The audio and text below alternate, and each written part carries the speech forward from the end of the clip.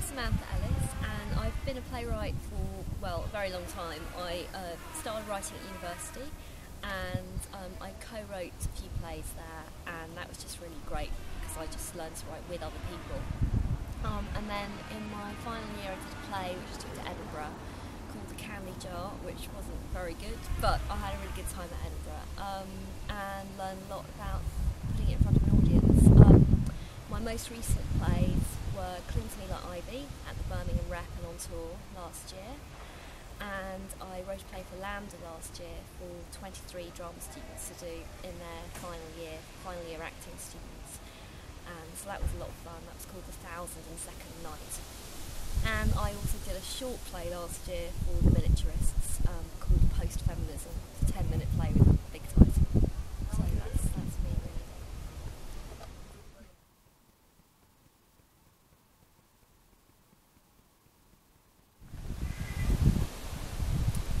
Well, I've just started writing my first play for children, well, for 11-year-olds, for the Unicorn Theatre in the Birmingham Rep Theatre. It's a seed commission, so I haven't even got a title for that yet, but that's just started, so that's quite exciting. And I've just finished a huge play about the creation of the state of Iraq in the 1920s, and a very inspirational, I think, and complicated woman, British woman, Gertrude Bell, who more or less created the state of Iraq. My family are Iraqi Jews, so I was very interested in exploring that history. And I'm also developing my miniaturists play, Post-Feminism, into a bigger piece, and I'm not sure where that's going to go yet.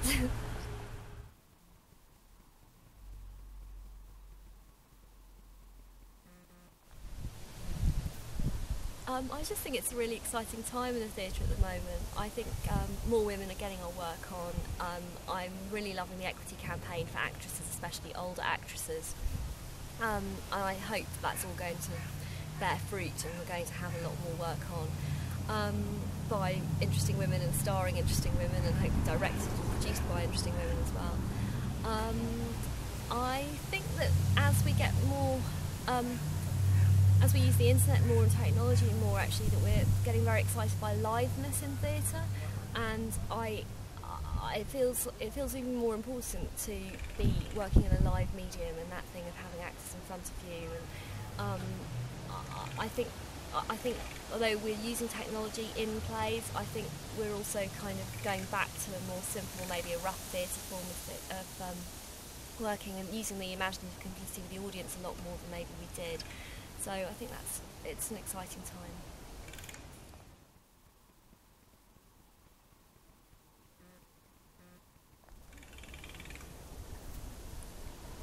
Well, I suppose the main thing is to just write as much as you can, and I've got lots of plays that I've half written or sitting in drawers, as well as the ones I've actually had on, and I still go back to them sometimes and rework them, and I think I'm always happy the more I'm writing, and I think the more you're writing, the more you've got that you can give to people to put on.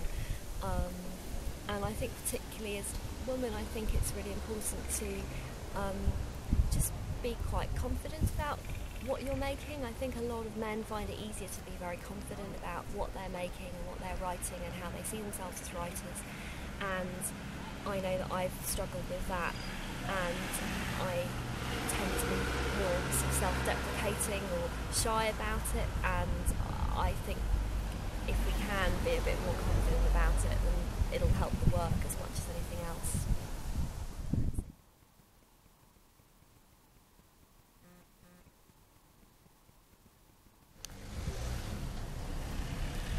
I think we can't help but be affected by what's going on around us, and I think the best theatre is theatre that responds to the world that it's being made in, but also hopefully has a sort of timelessness about it. But I really passionately feel that you can take what seems like a very small story and actually make it relevant if the relationships are strong enough and if people can respond enough. So Cling to Me Like Ivy was really a story about a minor upheaval in Jewish law. But it ended up, I hope, being sort of more universal than that, and being about love and romance and faith and the risks we take in our lives and how we navigate from our families to our futures. So I sort of hope those are big themes, but I think it was inspired by real events and by quite a minor news story.